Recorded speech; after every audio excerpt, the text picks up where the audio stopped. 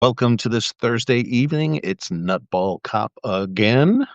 We're going to talk about a few things going on and review some of the lies, propaganda, and total bullshit that was spewed forth uh, in such a dynamic and brazen propagandist way last night. Uh, there was no lie too big. There was no bullshit too that went too far last night. I saw somebody put up a meme here on Substack, and it said the name for last night's speech was the Pettysburg Address, and that made me laugh a little bit.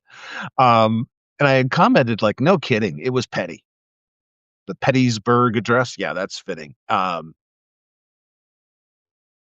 It was like watching an idiot purposely drive into a bridge abutment at 90 miles an hour, then backing up and trying it again, all while screaming bloody murder about how it was somebody else's fault.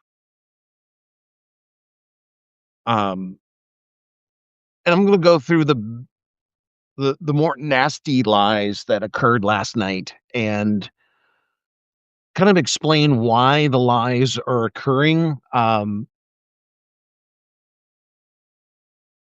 and how this is mapping into the other things that they're throwing in, because they want to continue to tsunami the bullshit. That's the strategy that's written right into Project 2025. Whatever happens, don't stop talking, don't start accusing, don't just everything must be flooded into the zone. You must try to blitz the quarterback on every play. Whether it's legally, whether it's a press release, whether it's a press conference, whether it's Oval Office questions, whether it's an aide or advisor or a cabinet member answering member, they all answer the same way. That like that shameful little acolyte display of Pete Hegseth in the conference room at the White House last week. Well, you reporters, while you sit in your air-conditioned offices. Yeah, yeah, yeah. Like you didn't have air conditioning in the command center in Iraq. Yeah, you did. Brought to you by Halliburton. So shut the fuck up. But there's a couple of things, because there always has to be a follow through, and it has to be an angry follow through. It has to be immediate, and there can be no recession of the tide. Okay, again, flood the zone. That's their whole point. Like the declaration, which was full of more purposeful lies. Um, oh, the Kennedy Center board voted unanimously to rename the Kennedy Center the Trump Kennedy Center. No, they did not.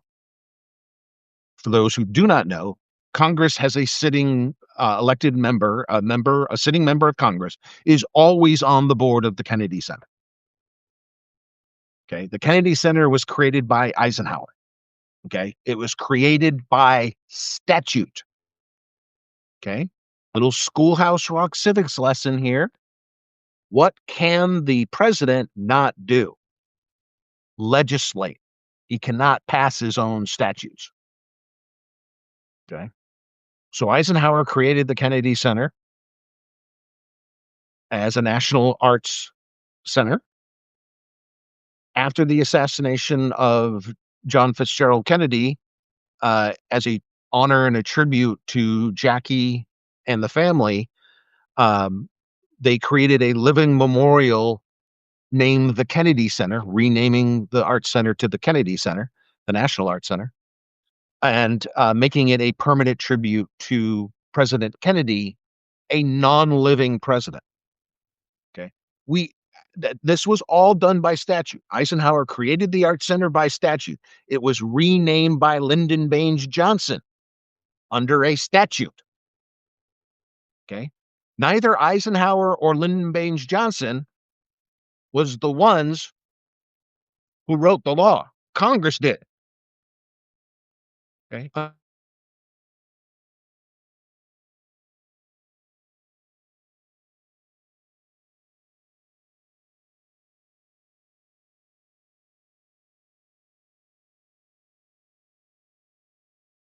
and on Schoolhouse Rock and maybe a PBS documentary. I guess not. Okay. So when Trump says, I've renamed or the board has renamed, which he's a board member, so he voted for himself.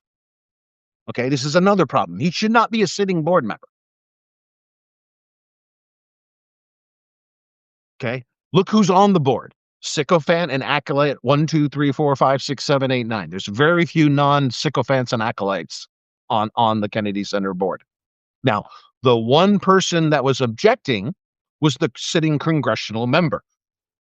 She was on the call. They muted her. Why? She objected to the Jong-Un bullshit of naming things after a living president, which again, you're going to hear the word statute a lot tonight. Okay. There is a statute that says you cannot name shit, put the face on a coin or a stamp or a certificate of a living politician. That's not allowed by law in this country. Okay. So is it really the Donald J. Trump Institute for Peace? No, the fuck it is not. Why? Because it was named by statute as an independent federal agency.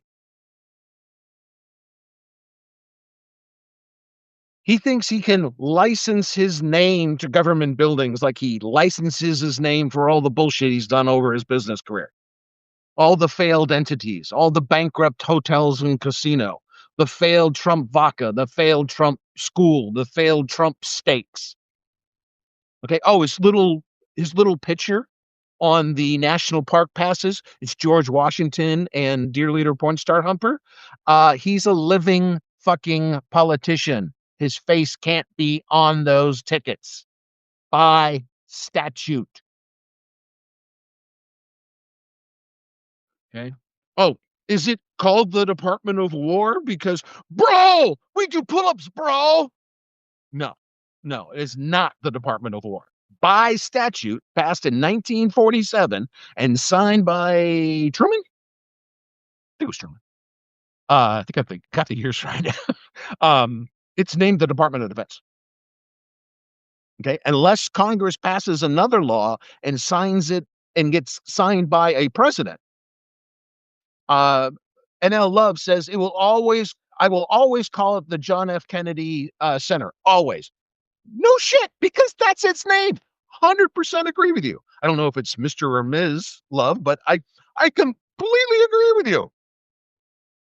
Legally, by statute, signed by President Lyndon Baines Johnson, the name of the center is the John F. Kennedy Center for the Arts. That's what it says in the law. Okay? Can Trump re-legislate by executive order or by board vote? No, he cannot. No, he cannot. It's not even a question. This is why I think today, yesterday and this morning was the turning point. I knew he was going commie.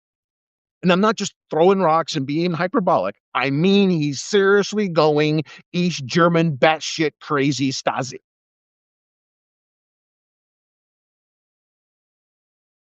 Okay. But just like North Korea itself, I've recommended this book before. It's called The Cleanest Race. You can download it as a PDF.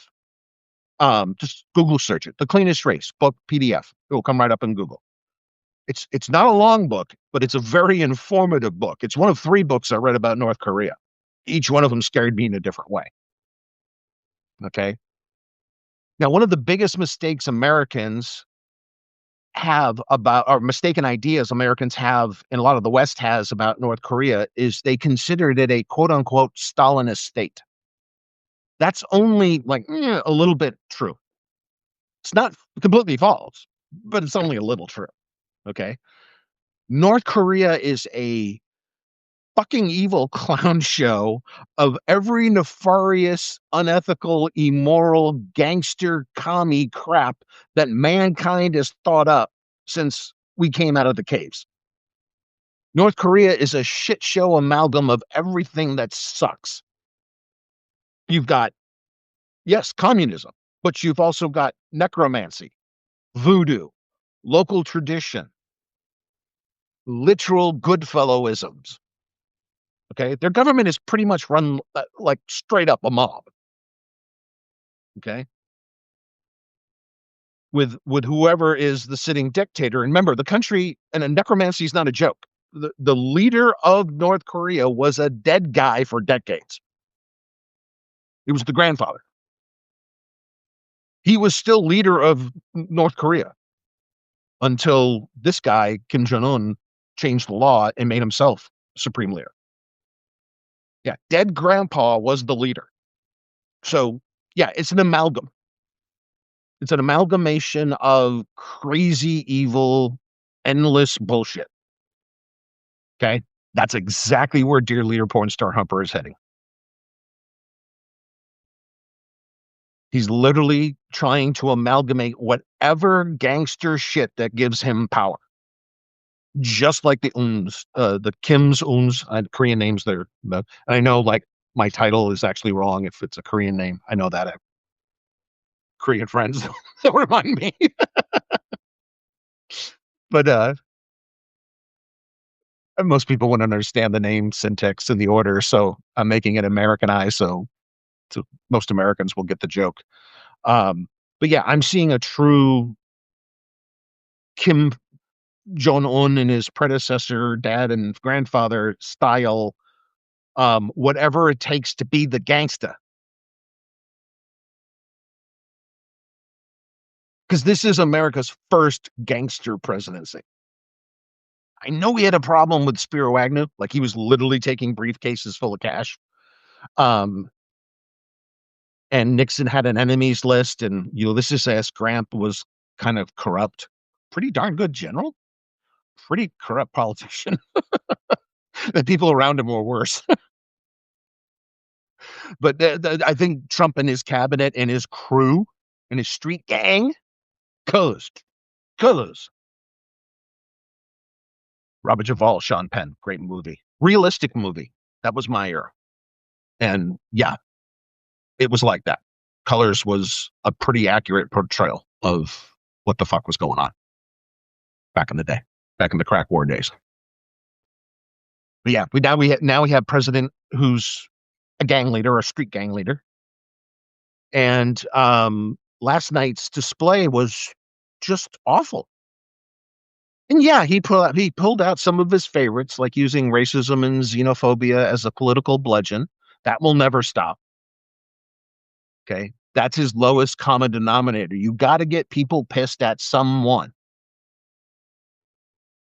Getting them mad at the government, that's a something.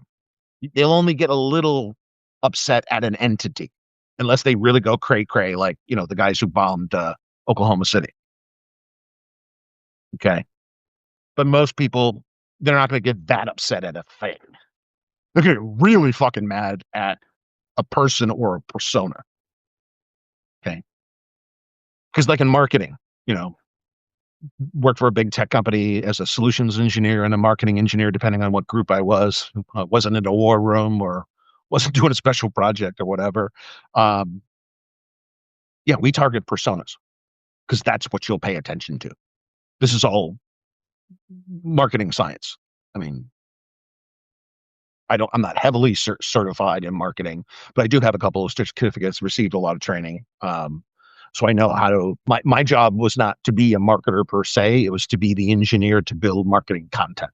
And you need it to be really accurate in a data engineering and a data science scenario. So you got to kind of learn, have a, foot in both pools. You need to know the marketing, at least at a level of, a junior, product marketing manager. But you got to know the data engineering, like someone that has a master's degree or a PhD. So we know who to target.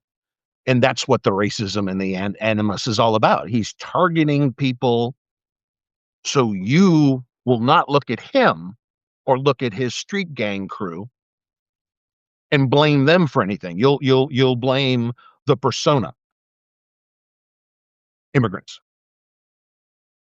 Somalis, even if they're U.S. citizens.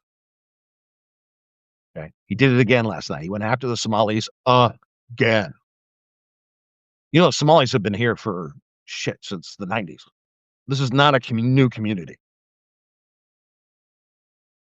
Okay. Why he's singling out the Somalis? That leaves me scratching my head. Like there's a big Somali community in Bangor, Maine. Okay. It's just where they landed. Bangor had a lot of empty homes, a lot of empty apartments. The city wasn't, it's like it was in the 60s and the 70s, and they knew they needed growth. And how do you get growth? Are you going to play Santa? Everybody keeps saying that. Yeah, I this is the funny part, Cheryl, is I'm genetically gray. Okay. I didn't just this didn't just start happening. um I started going gray when I was 17 years old. It's a family trait. Most of my cousins who have that same gene, they were salt and pepper or gray by the time they were 25. Me, it took to me to my late 30s. And I started doing you can see even underneath my hair, all the under thing of my hair, is all white silver now. It's not even gray anymore. I just had barely a little here, but yeah. This is the first time I've actually grown it out like a full big giant beard. Having fun with it. The bartender at the restaurant loved it the other night. My father-in-law even complimented me, said I look good. So, I'm gonna keep it going. I don't know if my wife likes it or not, but uh I'll keep it going. And right, Cheryl, yeah, he's racist. Yeah, this is a hardcore, not a. I always have separated in my life the frustrated racists and the true believers of racism. Okay. The frustrated racist is the guy that's down and out and he needs to blame somebody because he can't take self responsibility. I'm not saying that's right. I'm not saying that's ethical, but I'm saying that's what happens. Okay. They're not truly racist. Like they know black and brown people or native people, and they don't really in their real life have a big problem with them, but they get this social construct while they're stressed that they become this kind of situational racist. Um, and then you have the true believers. Trump is a true believer racist. Okay, he is literally an authoritarian, narcissistic white nationalist, and he's really not even a nationalist. He's a meist. He is so narcissistic. He's what psychologists call a malignant narcissist. That's when like the diagnostic manual says it's an actual medical problem or disease. He's got it that bad. And his racism is rooted in his narcissism.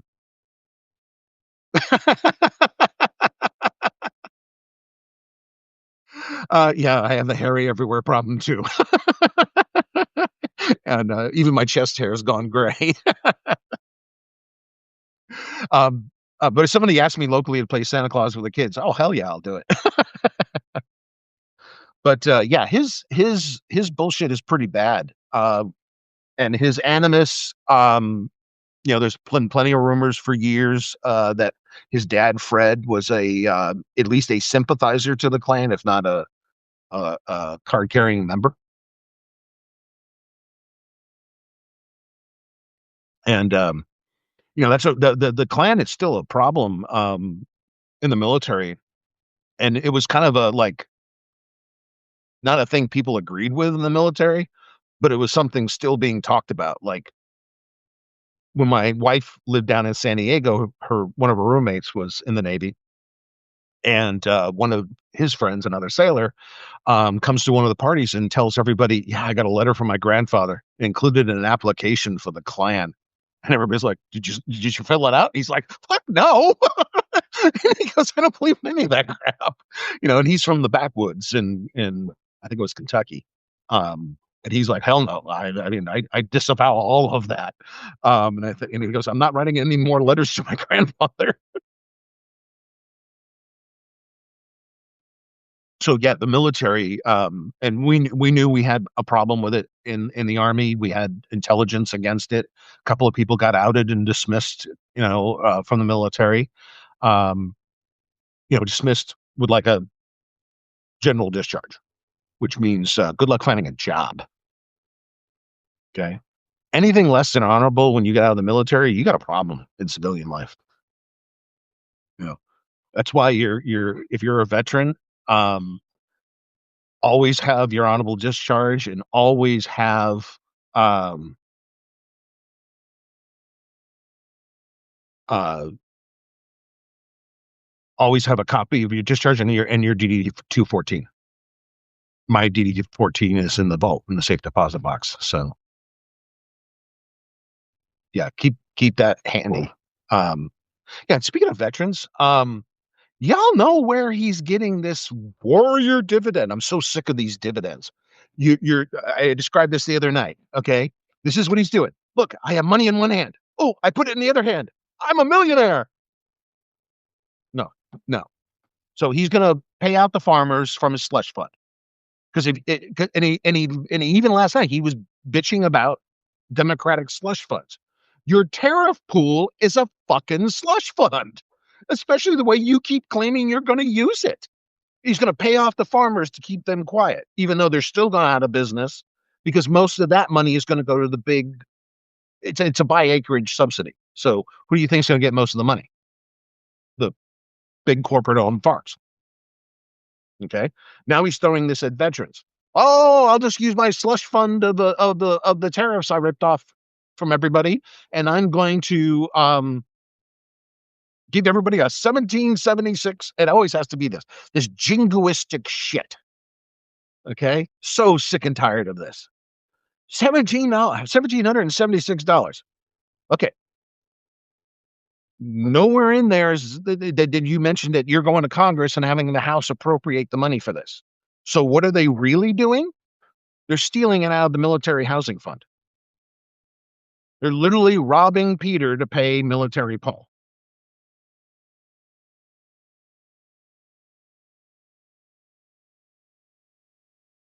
Yeah, that's what's happening.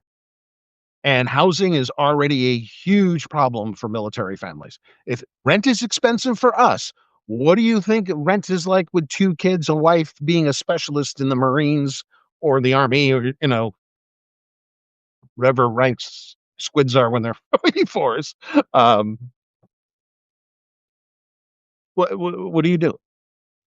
Okay, and you're gonna take away the housing money to pretend you're doing something for them in this very overly politicized dividend bullshit.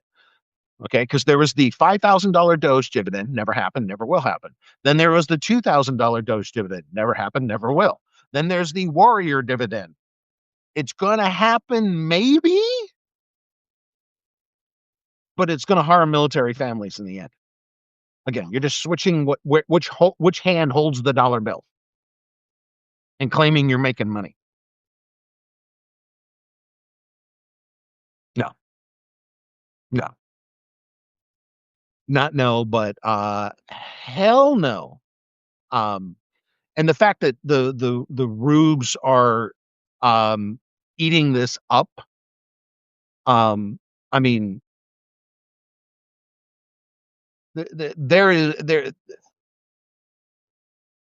they keep mocking people claiming, oh, you have Trump derangement syndrome. No, I have eyes and ears and have studied history, from World War One forward, and understood what happened in the Cold War years.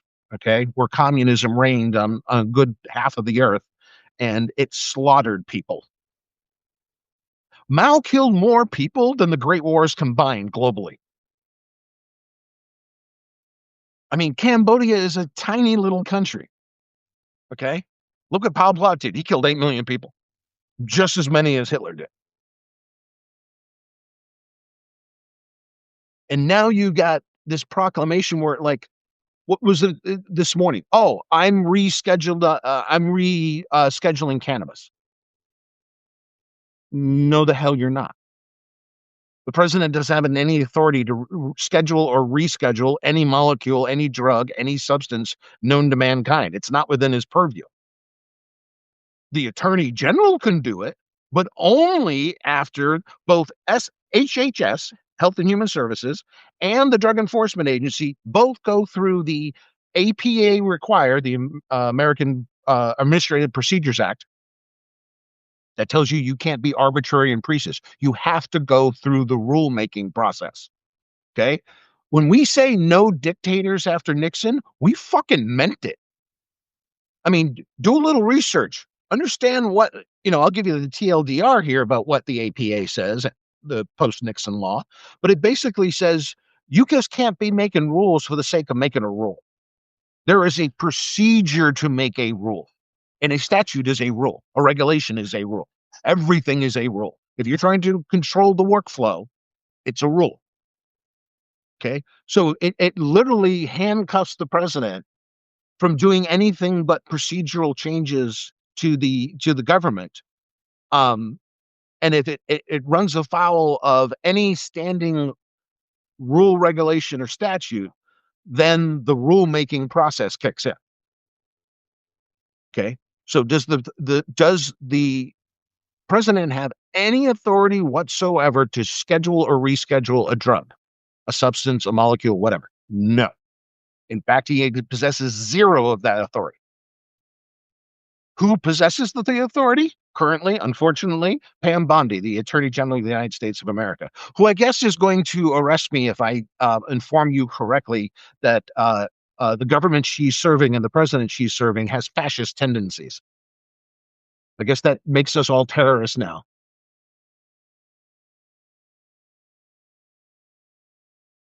Oh yeah, I need some too. It's better than the OxyContin and way better than the muscle relaxers. Silobenzaprine almost wrecked my brain. So yeah, a little weed and a glass of vodka, I'm good. Okay, if I can get my pain down a couple of notches, I wake up, I'm a five. If I can knock it down a little, I'm good. Stay off the heavy stuff unless you're just coming out of surgery. Like a few months ago, I had to go back on a whole shitload of painkillers just to recover from surgery. Okay, so can he regulate cannabis? No. I mean, it's not even in his purview. Now, if Pam Bondi wants to take up this march, I say good thing, but I say deschedule it. Stop with this monkey business. Okay, deschedule it. Let the states handle it. Okay, wasn't that your answer for Roe v. Wade? So why don't you get the federal government out of cannabis and probably out of marriage too? Solves two problems for you. Okay. But he has a string of things where he's doing right now where he just has no statutory authority whatsoever. And he's sitting there doing these executive orders as the king's proclamation, a declaration of truth. Okay. It's the Department of War. Talking about that, my father-in-law, he's like, no, it's not. I know. I used to work there.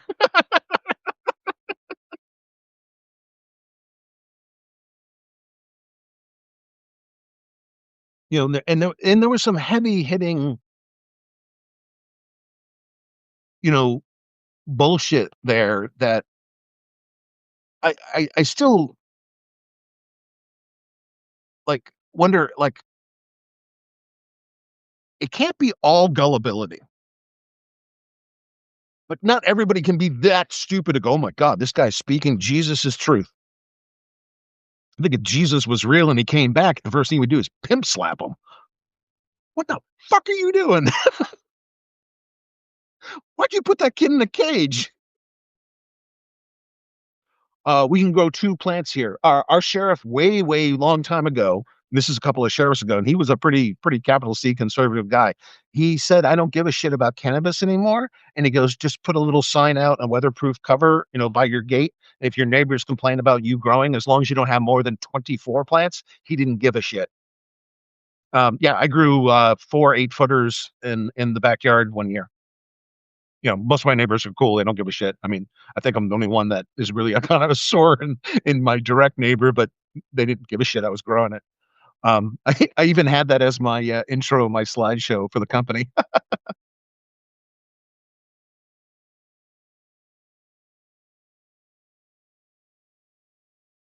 Unless it changes, it snuck into the bill and THC will be illegal. Yeah, all cannabis products under that, which um, was thrown in by, I don't know what delegation. I actually did look that up when it happened. I just can't remember the details off the top of my head.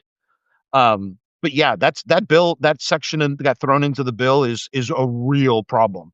Uh, it undermines the states. This has already been adjudicated in the courts. We're collecting taxes on it. I think the taxation needs to change. I think I think there should be a tax on retail cannabis sales, but I think it should be the same as liquor and beer or wine. Okay. Uh, Here on the West Coast, the taxes are almost 3.5 times higher on cannabis than they are vodka, and I think that should be normalized. And we came this close to legalizing psilocybin, but Gavin Newsom's running for fucking president next time, so he didn't want magic mushrooms on his record so that they can beat him over the head with it from, Indiana or Montana or Texas, wherever somebody would complain about those things. Um, Psilocybin is a completely safe drug. Just, don't be on rooftops and don't drive a car. You shouldn't be driving intoxicated on anything. Um, okay, so yeah, he has no ability whatsoever to do some of the things he's claiming.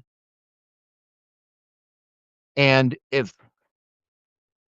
don't know why they're not getting it, especially both Haba and Halligan both got tossed as temporary assignments or appointments to federal prosecuting positions in the federal districts.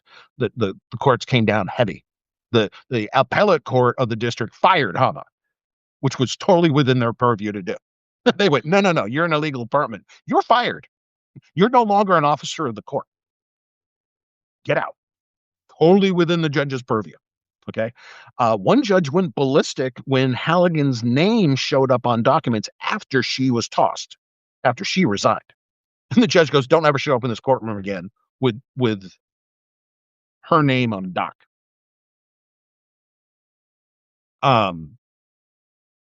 So what's going to happen in the district court is, like, say they came to court and said, oh, this is a proclamation Trump made and Trump changed cannabis scheduling. The judge would look right at him and go, no, he didn't. Because I read the statute. Statute says he does not have the authority to do that whatsoever.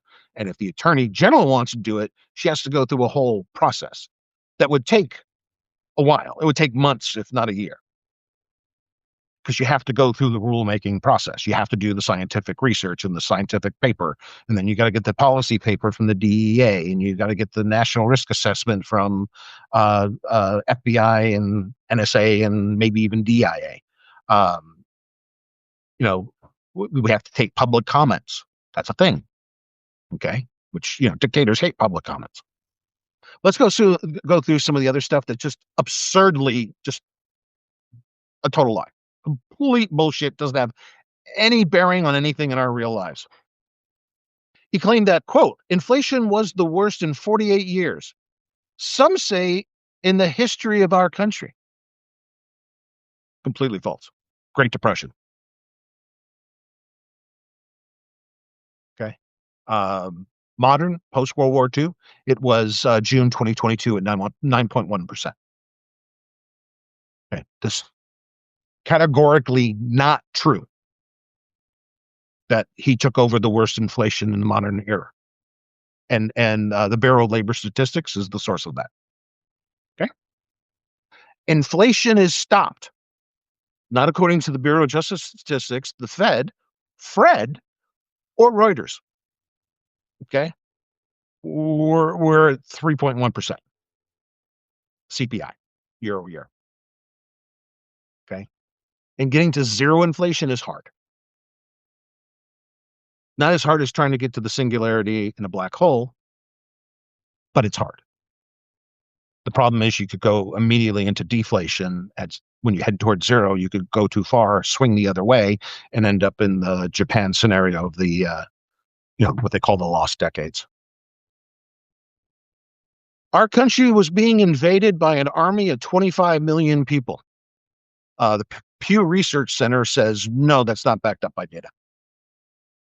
14 million was the record high in 2023. Okay. But you also have to, again, even if you're not on you're you're not on the liberal side of the thing, I'm going to suggest you go to the Cato website or Google the Cato immigration report and then find the immigration lawyer and follow him on Substack and Blue Sky. Okay.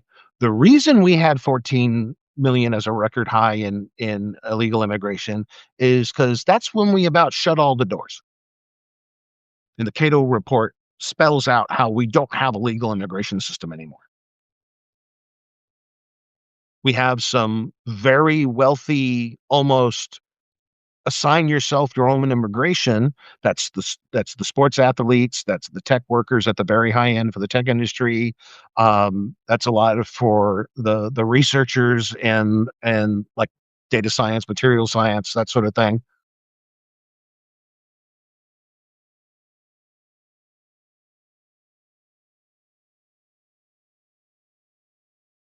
Oh, shot 2 or 3 times. I'm so sorry. Yeah, I had a couple of colleagues I knew that got hit back in the day.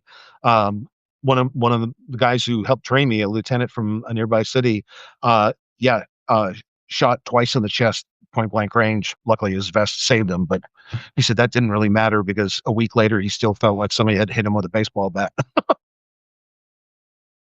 um, yeah, I knew a couple of MPs that got hit. One got hit in the knee. Um, Shot in friendly fire. That wasn't fun.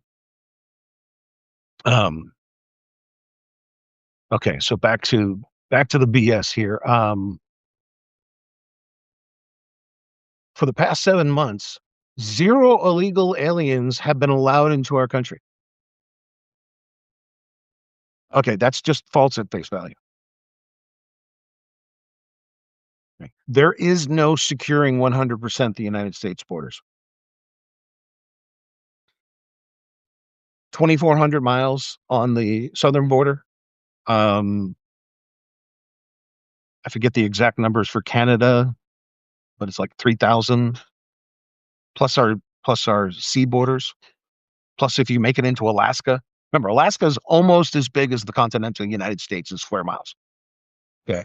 So if you somehow end up in Alaska, move through the Alaska system, then somehow get an ID, jump on a plane in Anchorage and come to the continent of the United States, it's possible. Okay. Or get enough ID where you could drive down the Trans Canada Highway and end up in Washington. Okay. The people walk off fishing boats. People walk off cargo ships all the time. Okay. You're never going to have zero immigration, zero illegal aliens. And even though I don't get too worried about the illegal framing, I'm getting sick and tired of it because, again, it's overly politicized. They're illegal because you designed an illegal system. And what was the purpose? Your grievances. You, you you haven't been designing a system that actually works. When it blows up in your face, you want to throw a fit. That's just shitty management, horrible governance. Um, oh, then he loves this completely false. This is so. This is a lie of a lie. Okay. 11,888. I mean, that's a really, really 11,888 were murderers. Okay. This was actually checked by factcheck.org. Okay. Just Borders.arm makes misleading claim about immigrants. Factcheck.org. The article will come right up. It's not a state secret or everything. They reported this back in July. Okay. They did some back of the envelope math. Okay. Which sounds like it was looser than the Fermi paradox equation. Um, the data doesn't distinguish who crossed over the border legally or legally. It just tracked their immigrant status, not illegal versus, yeah, I'm a green card holder. Okay. The data doesn't contain that. Yeah. My grandfather, great grandfather came over from Ireland. Yeah. My wife's family's from Germany. Yeah. I told my kids halfway jokingly, I said, you're just barely not immigrants.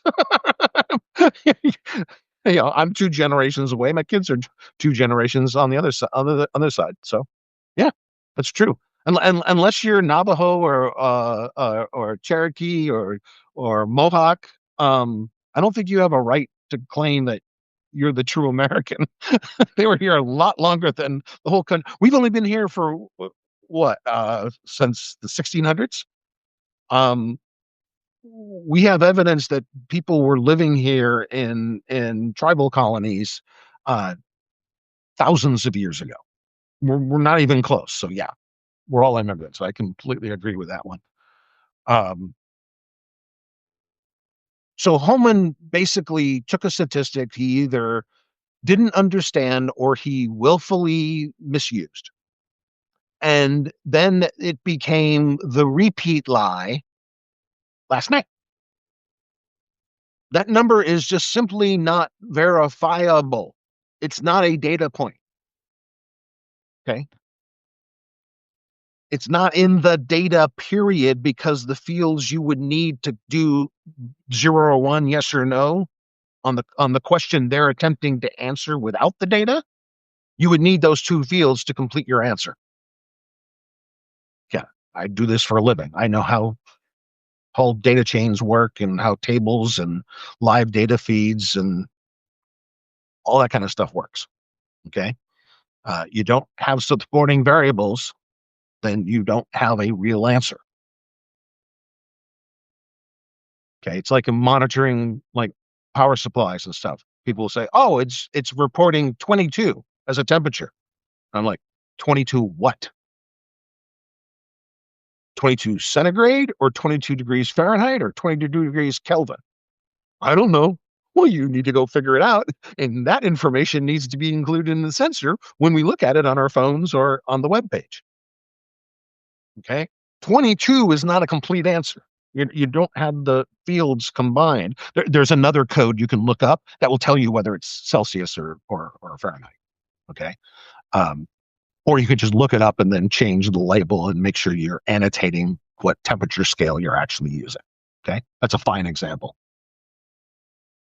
Um,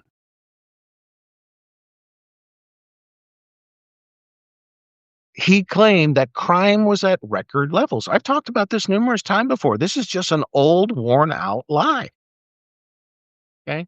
If you think crime was high, it did have a spike in COVID, no doubt. Okay. You melted people's melon on the lockdown. Okay. Yeah. And it got kind of freaky in a bad way. Got horrible in France, by the way. Oh, some of the articles I read. Domestic violence was even worse there than it was here. Okay. But yeah, you got the county lockdown syndrome, but you did it at a public scale. Okay. Um, that's why I really like the fact during the lockdown I saw more people walking, especially more people walking their pets.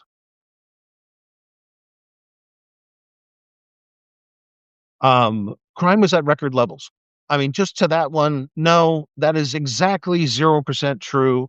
The data is published. Bureau of Justice Statistics.gov. Okay, that's FBI. No, I'm sorry, that's DOJ, and then FBI is the Uniform Crime Reporting (UCR). Okay, if you look at either data tables, that's simply not true. 90s crime was much higher than it is today. Much higher. The 70s was even worse. I told you guys my theory on the 70s and why we have less and less crime today.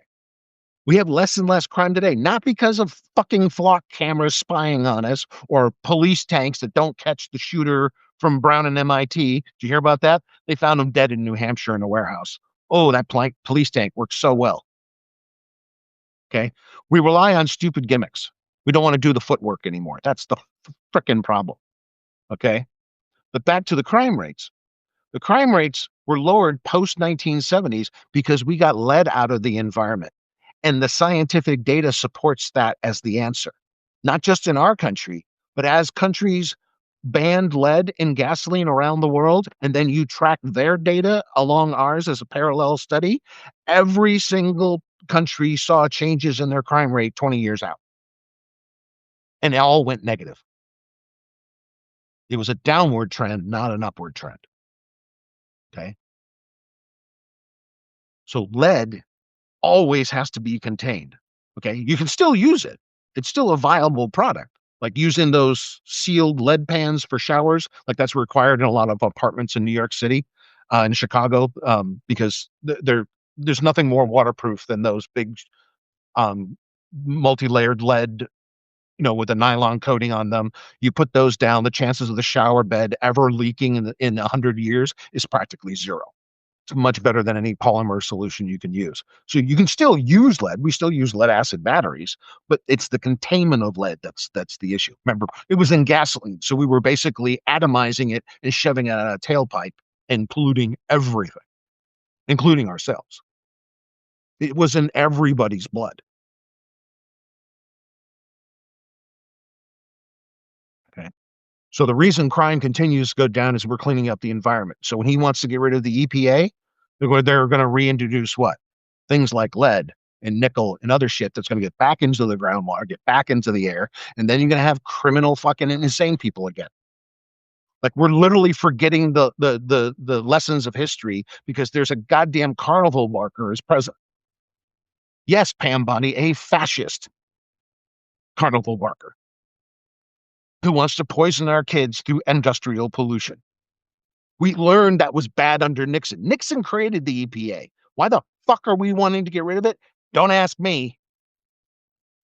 I remember how dirty the Connecticut River was, okay? And how much it smelled like industrial shit mixed with, I don't know what, nuclear waste. It smelled so goddamn bad.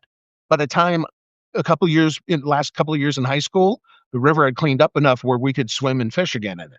Okay.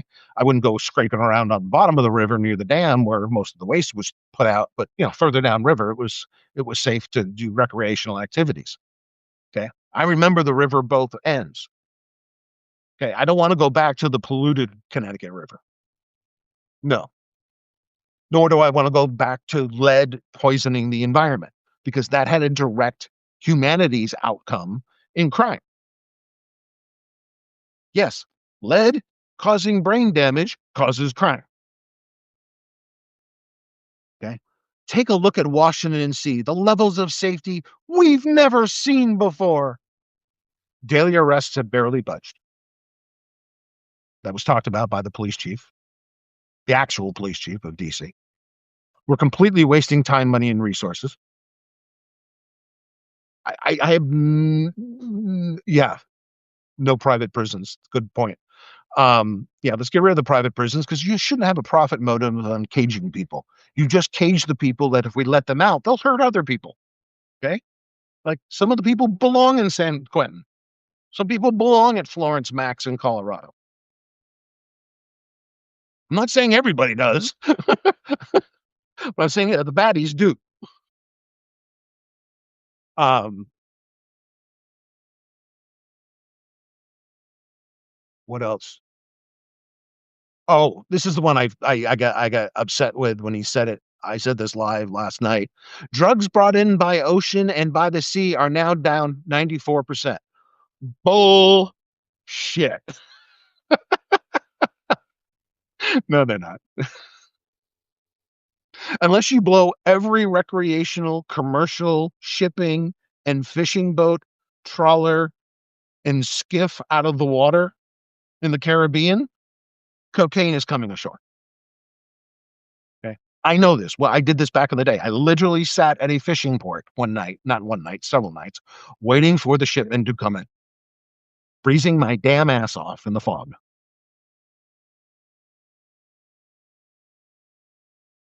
Yeah, that's what I'm talking about. You can remember the smog in LA going through all the way into Colorado and then getting stuck up in Denver. Yeah, that's totally true. Now, the EPA, we have to work with it. We have to go to court. We have to figure out the guardrails of what the EPA should do. Okay, I'm not saying the EPA is perfect, but I remember when we didn't have one, it sucked. Okay, I remember the crying. We called him the crying Indian, Native American guy that would stand alongside the highway with the trash everywhere. Yeah, we remember that. Yeah, throw shit out your window now. It's $1,000 ticket here, and I wrote those myself. Don't throw shit out the window. Okay, you throw a lit object out the window, yeah, you could be arrested because of the forest fire hazard. And if you start a fire, that's a felony. Um, oh, and he is just infatuated. He is obsessed with saying that he dictates what the gasoline price is in America. Okay, just Google search this, please. AAA, AAA, gas price nationwide. Go take it right to the page. It's like the second return on Google or DuckDuckGo. Okay. The price is not 250. It's not 199 in states. The lowest is like 268. I think it was. Let me check it real quick.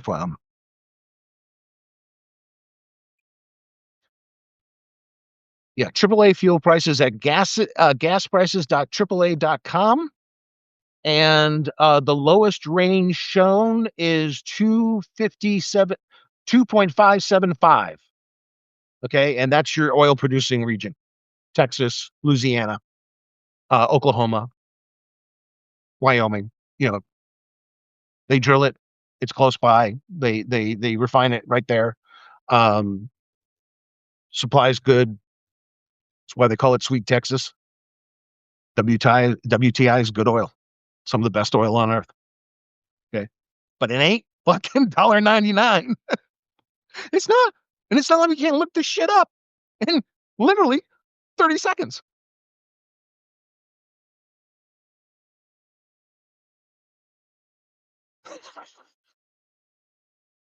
Yeah, Mr. Global. Yep, glad you brought him up. M Hope. Um, I recommended Matt, Mr. Global. I'd love to talk to him. I actually reached out to him in an email. I didn't hear back from him, unfortunately.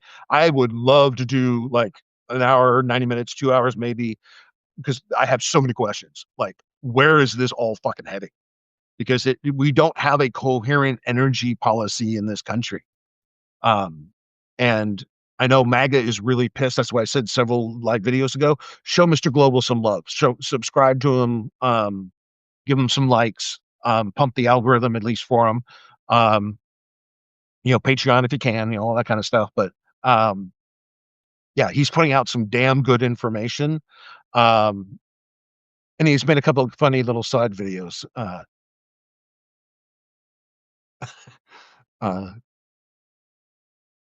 so yeah, and yeah, he's a real expert in the energy industry. His information is public. I mean, look it up again. You can look it up yourself. Um, the price of a Thanksgiving Day turkey was 33% down, 33% compared to last year. It was down 16%. Source is the Farm Bureau. Okay, I think the Farm Bureau. This is why he wants all the other agencies and all the other sources of information. He wants the agencies eliminated, and he wants the reporting systems hijacked and controlled. That's why Barry Weiss is in charge of CBS now, and they're holding confabs for right-wing fascist or theocratic nationalist idiot organizations. It went. I read somewhere it went 4.5 hours with Erica Kirk. Are you kidding me? Are you kidding me? You're insane. You're literally insane.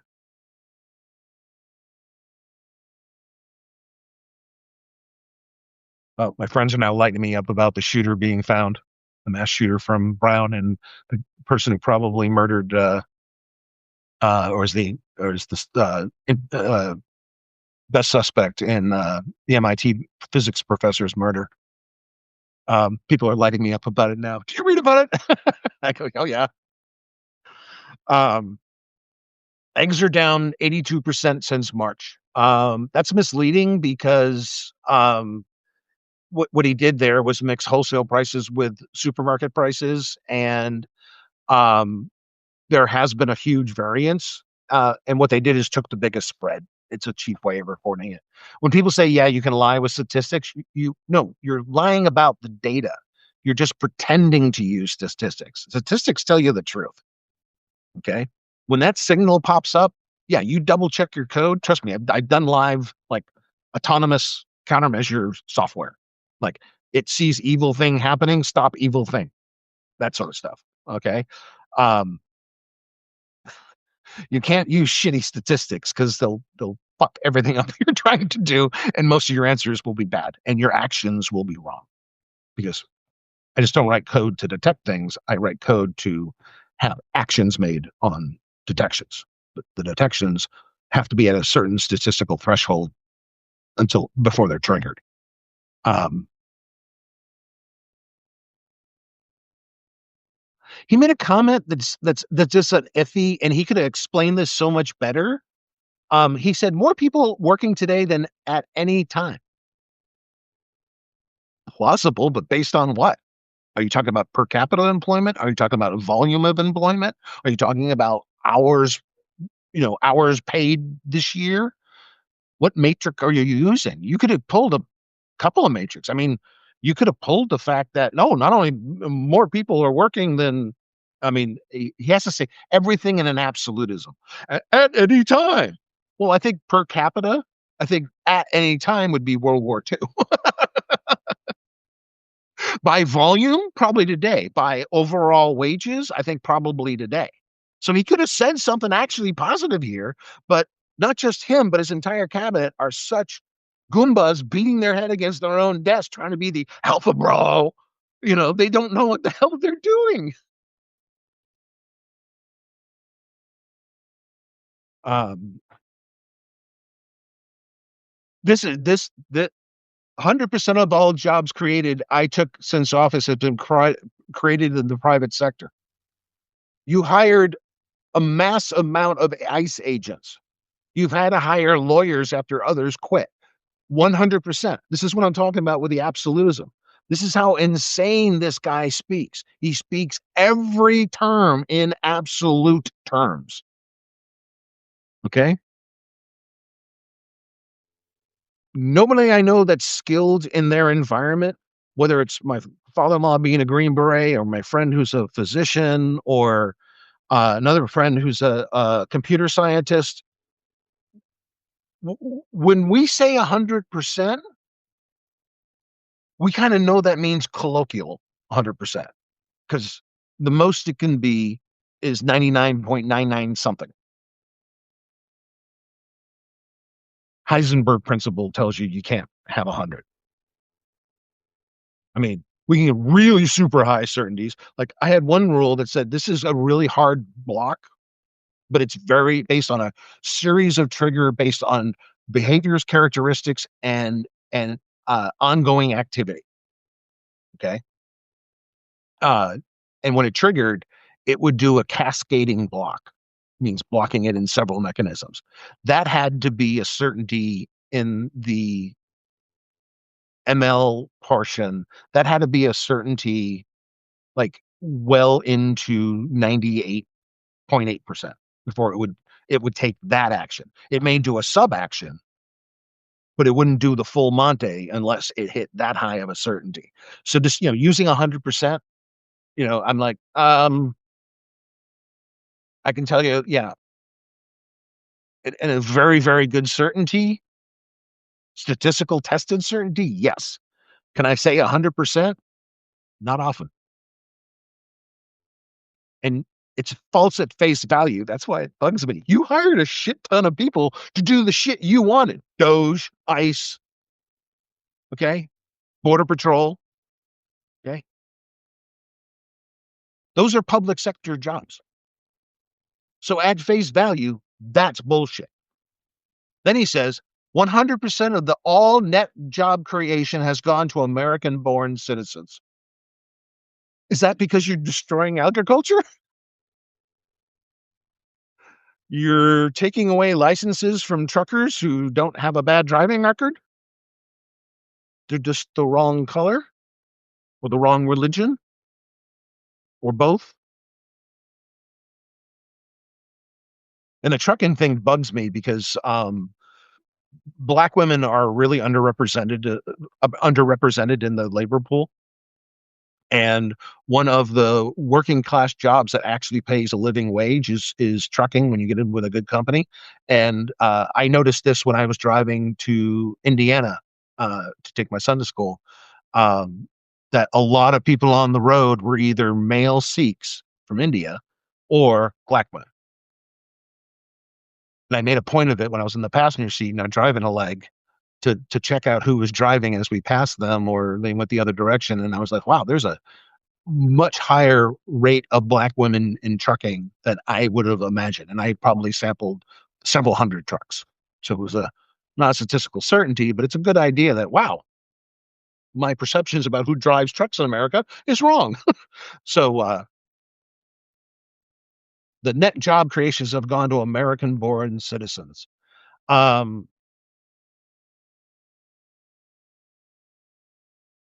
I mean, it's one, he uses absolutism 100%. You can say most of the jobs, and that would be, a reasonable political statement. It may fluff it a little bit, but wouldn't be horrible to say, right? No, he's got to go for the 100%.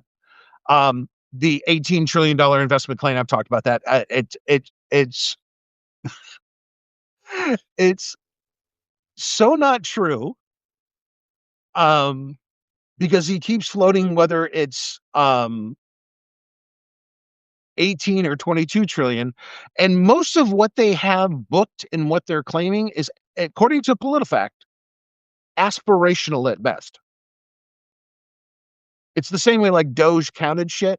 They counted the maximum cost possible in the contract, even though if they stop paying it or not. And that's how much they saved the government.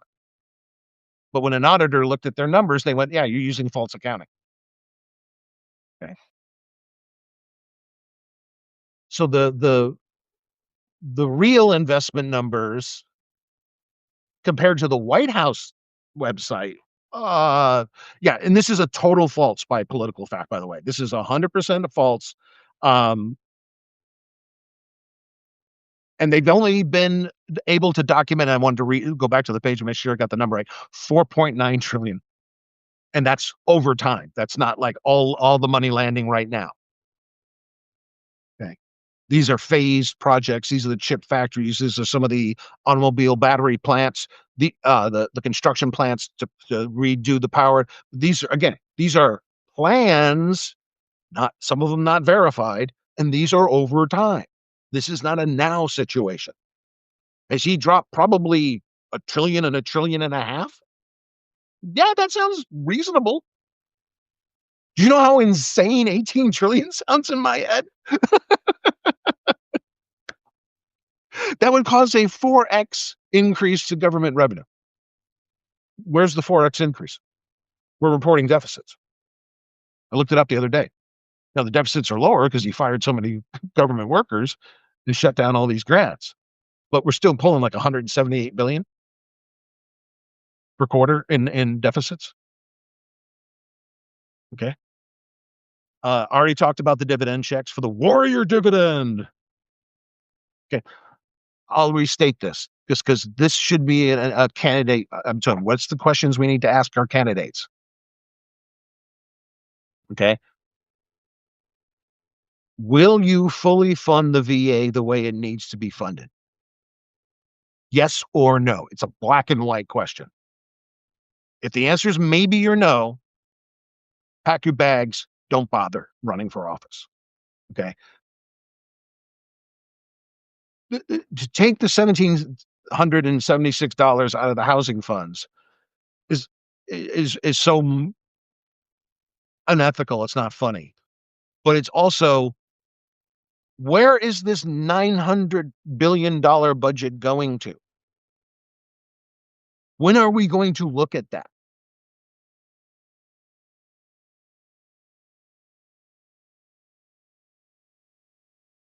Um, I've said this right. He can't do maths. He doesn't understand what percentages mean. Decimal math must be a bitch in his head. 600% cuts in your prescription. That doesn't make any sense. It's literally mathematical nonsensical. It's just gibberish. That would actually mean, depending on what he was pretending to say, are you telling me if I spent $10 on a prescription, they would pay me $60?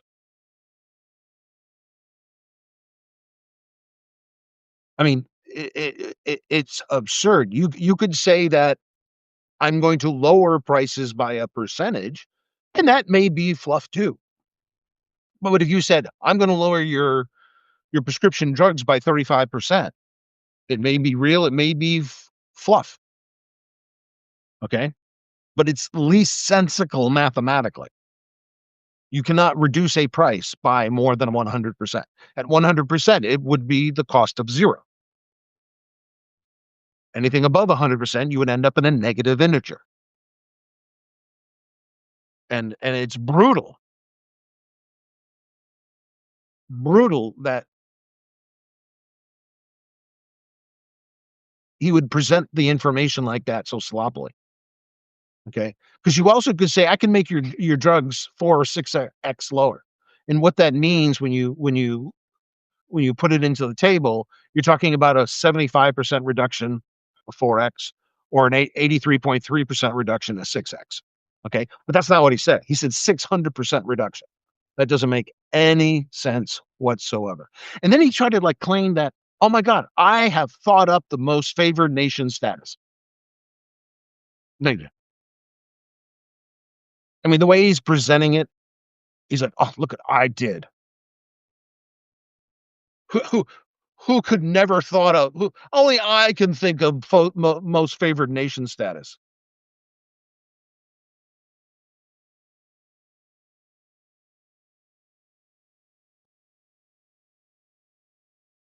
Um, and he tried the most favored nation status in the first term.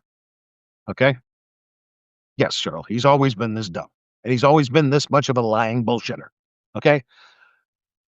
In a EO 13948 that was issued in 2020 in Trump's first administration, he put in the most favored nation language. That plan was never implemented because it was struck down by courts on procedural issues.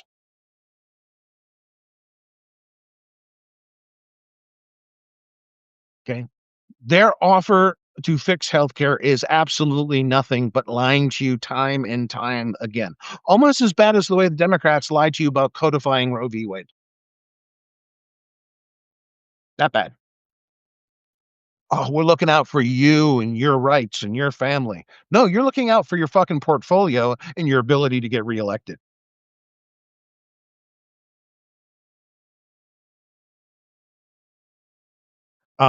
His entire claim, uh, M. Hope brought up Mr. Global. Mr. Global was talking about this. Um, and he kind of put the pieces together in a longer form video than the other night I watched. Electricity prices are not falling. A kilowatt hour is more expensive. Okay.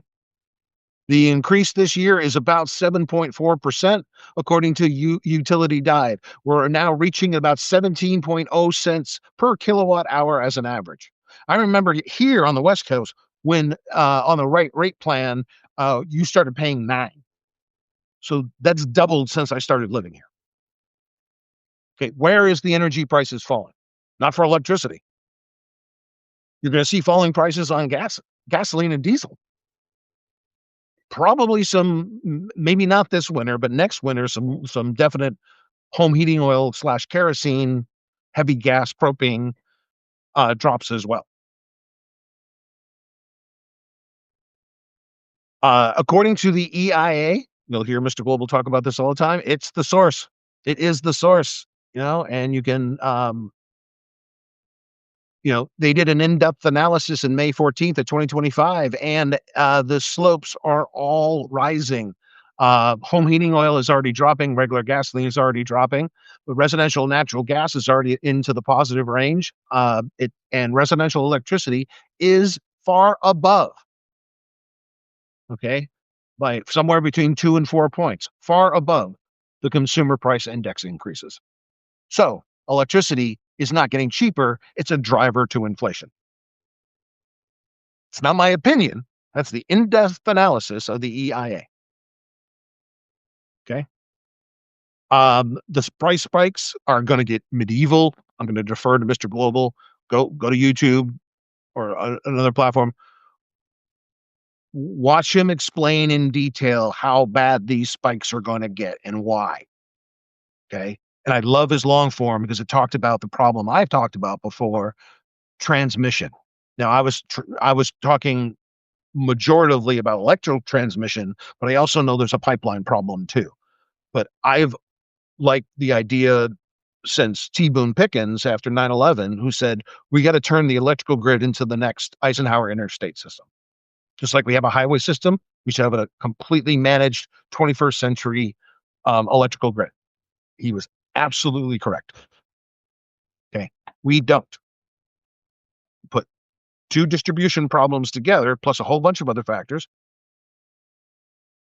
Um, because you're desalinating on a Navy ship, usually with cheap fuel or super cheap fuel, a nuclear reactor. A nuclear reactor can desalinate so cheaply, who gives a shit? But the problem is you have to power the desalinator when you're on land. And if your electricity isn't coming from nuclear or hydroelectric, good luck paying for water that you can afford. No. Desalination is a completely doable technology, 100%. There's several ways you can do it. Okay. The scalable way is limited to one or two, and both of them are freaking expensive, take a long time to build the factories. And we've had, oh shit, at least three fail out here.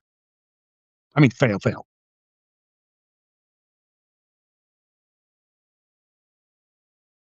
To my displeasure. I mean, we probably need to figure out. Well, first we have to figure out the grid. We have to figure out energy production.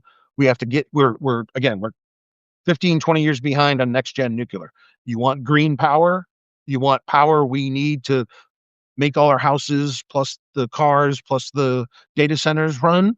We need not a couple nuclear plants. We need a lot of them, and we need them fast. Okay. We will not survive this increase of electricity usage without rethinking nuclear power.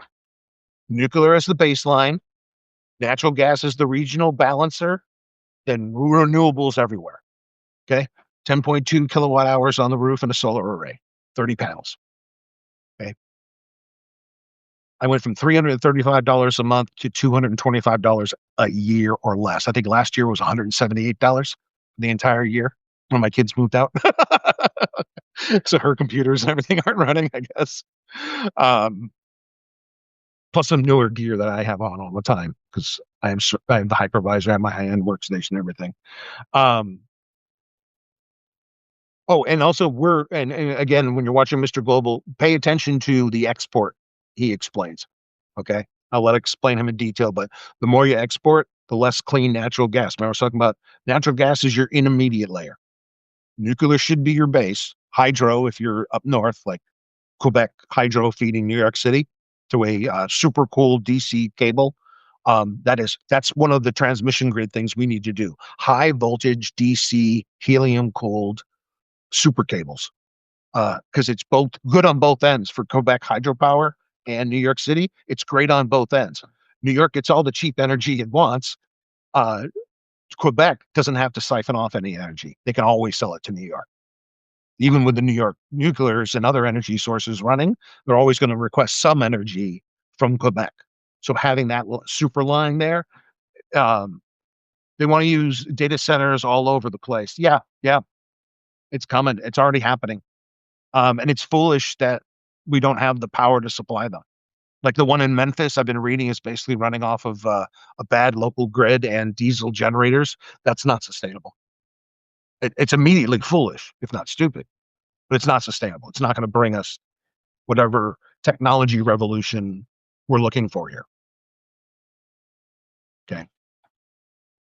I mean, whoever is the next Congress, one of their absolute priorities has to be electrical production in the electricity grid and pipeline capacity for the gas and liquid fuels.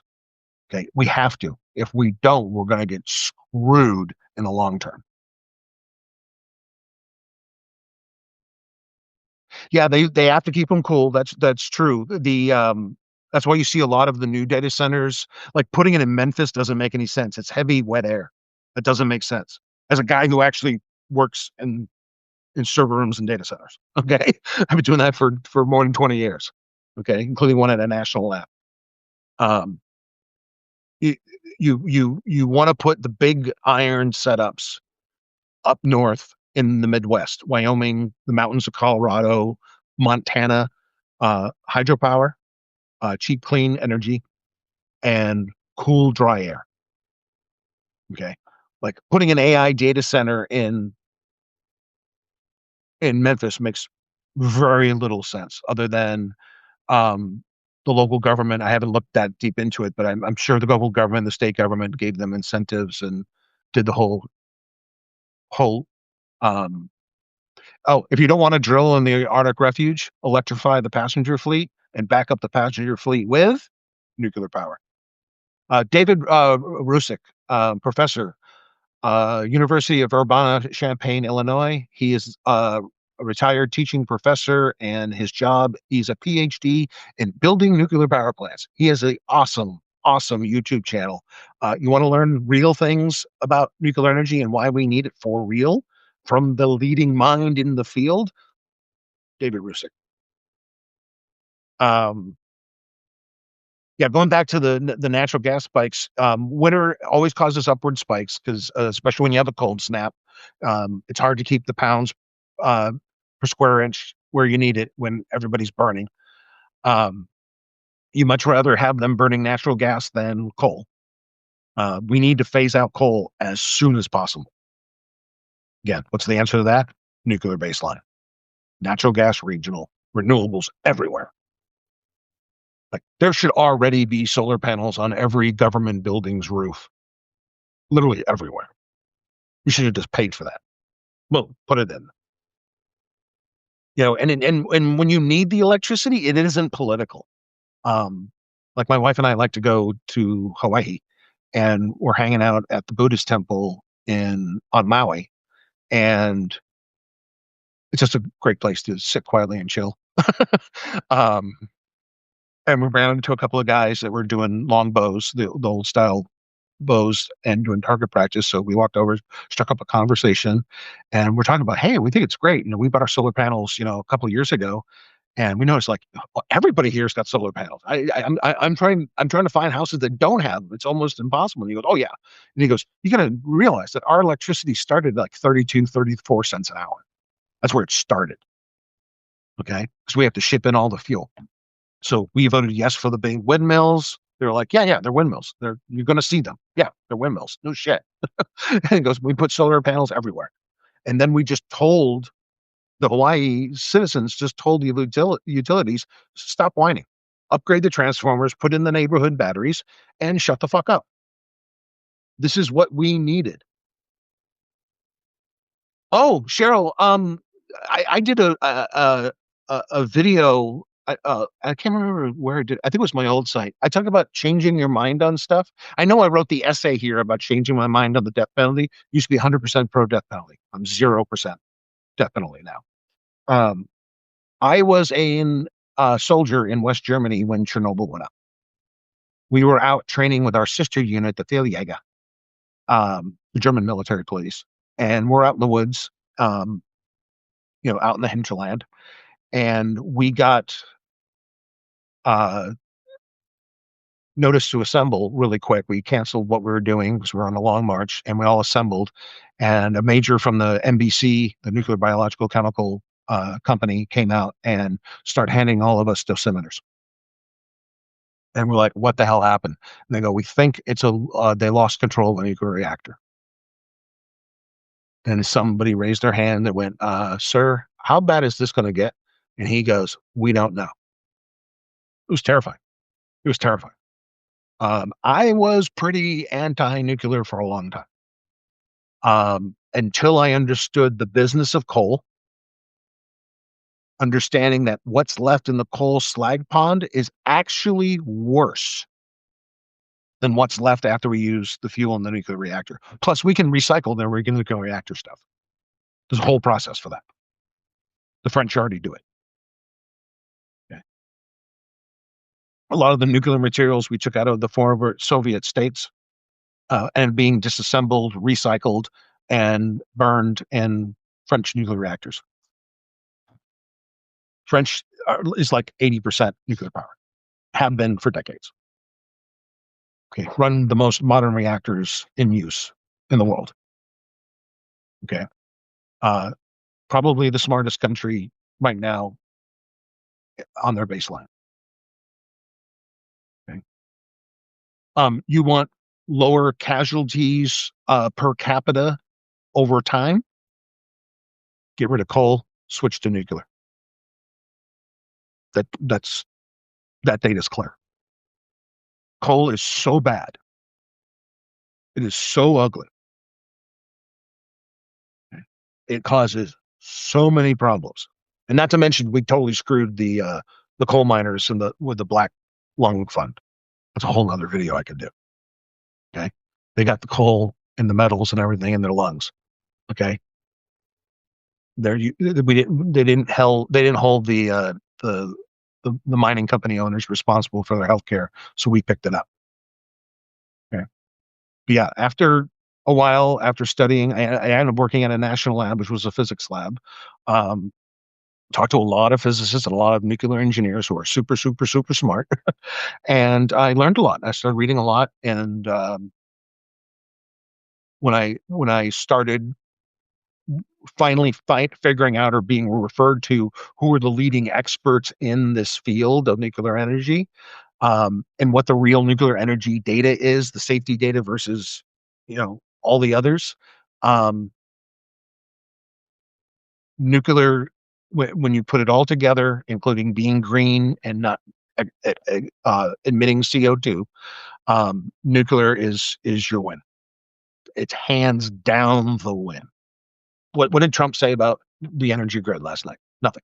He just told you a lie that your electricity prices are going down when in fact they're going up. Is that some bullshit or what?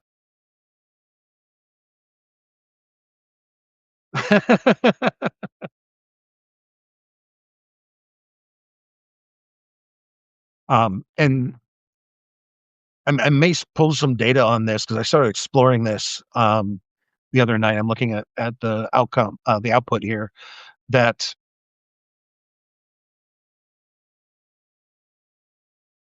electricity is going to become a household budget problem.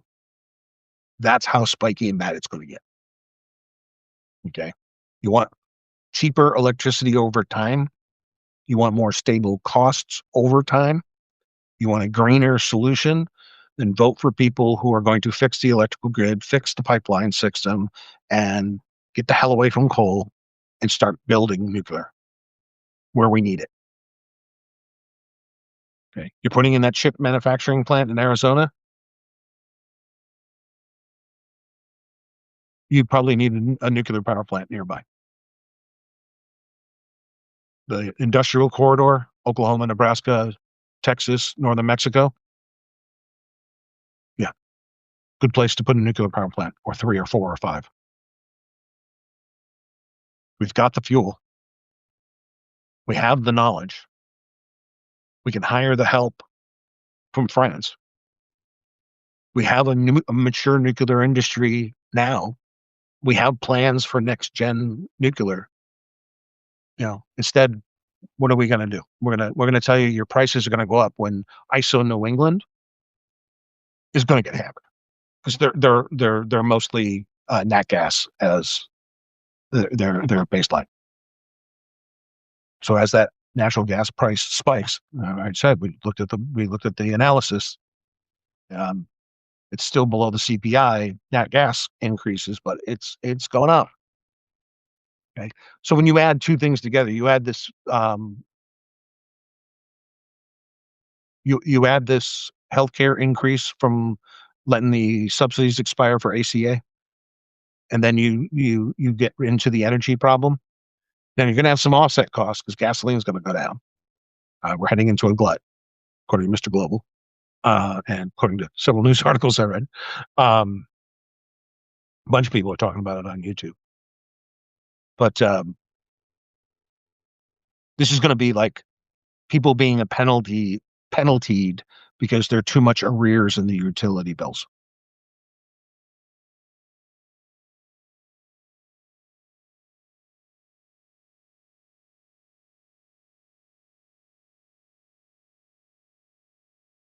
And the problem is the volatility may be worsened by policy if Trump wants to export more and more fuel because the world spot price is more profitable um, for his campaign donors, and we're not keeping this fuel here to generate electricity cheaper and heat our homes in a lot of cases cheaper. Then yeah, you're going to have a nonlinear increase of your costs in your households, and that's going to be more of a credit crisis. Now, we already talked about credit cards. One, they're coming back, but they're still like 1.3 trillion. It's ridiculous how much debt American families are carrying, and then we're going to have sudden price increases. I don't think your gasoline decreases over a month are going to offset in some regions your electricity. Definitely not your electricity and your healthcare combined. So so yeah, that was last night. That's how deep, deep in the bullshit he went. It was a screaming old man whiny fest. Everything was miserable. I'm saving America while not actually doing much of what I actually claimed. I mean, I maybe two or three things. I was like, okay, that's plausible, but I mean, there was nothing like, oh my God, you're killing it, dude. No, no, no. And the fact that we're about to go to war with Venezuela. This is what happens when you don't have a functional Congress. So yeah, this is what we're dealing with. And it's not in the end. It's not in the end of the year yet.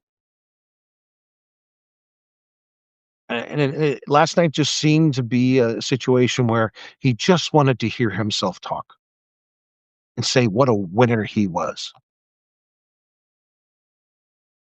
I mean, I'm sure there's like a Batman comic with some evil guy in the asylum, Arkham Asylum, you know, saying a few of those lines. I mean, the self-adulation, go back. I wrote the essay, what are y'all gonna do when he goes full on Idi Amin? We're there. I mean, minus the sky blue military jacket, which won't surprise me if it shows up. Um, we're pretty much there. Okay. So yeah, figure out who we're gonna vote for. They have to be sane. They have to want real change.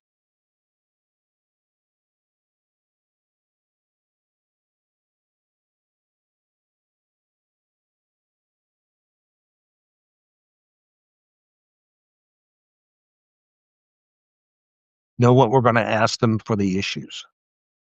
Okay. And hopefully we'll vote for younger candidates, more open-minded, independent candidates, if not true nonpartisan independents. I've been saying, independent, be independent, run for local office as an independent. I don't think we're going to solve anything. Like I've literally thought about this. So if Trumpianism just completely collapses overnight, just boom, it's gone. Okay, and we leave it in the hands of the Democrats, who take money from the same people that Republicans do. What exactly is going to change? Are we going to get an Australian or German or Denmark version of uh, Danish version of healthcare? I doubt it.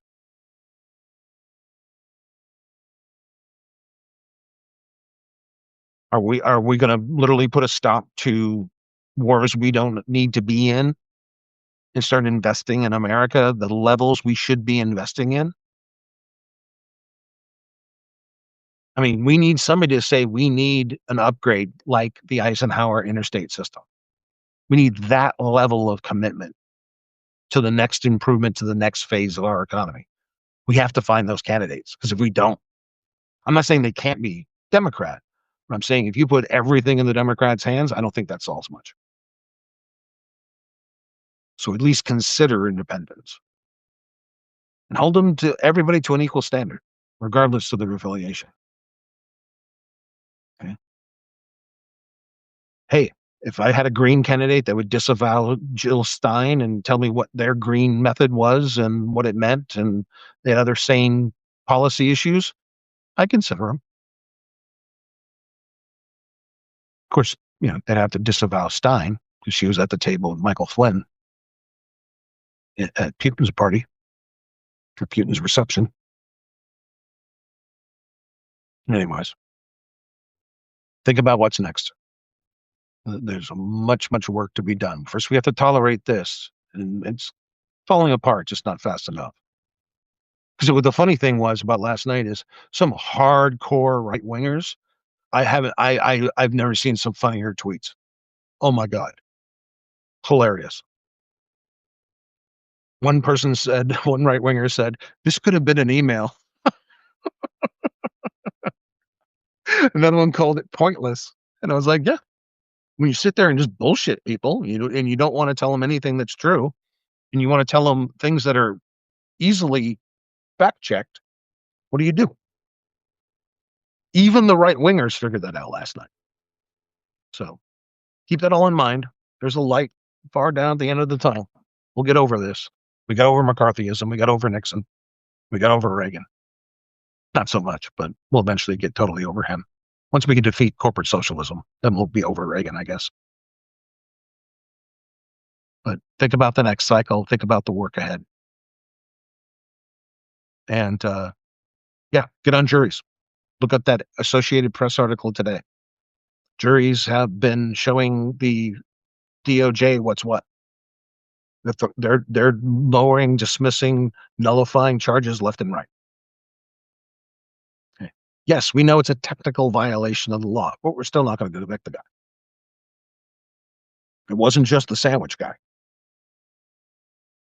So think about these things. Thank you for listening. Thank you for the likes and the restacks and everything. I really appreciate those. Thank you for the comments. Some of the essays have really jumped up in comments. It's been great. Even some of the goofy ones. It's the internet. What are you going to do? But thank you for engaging. And until next time, think about it.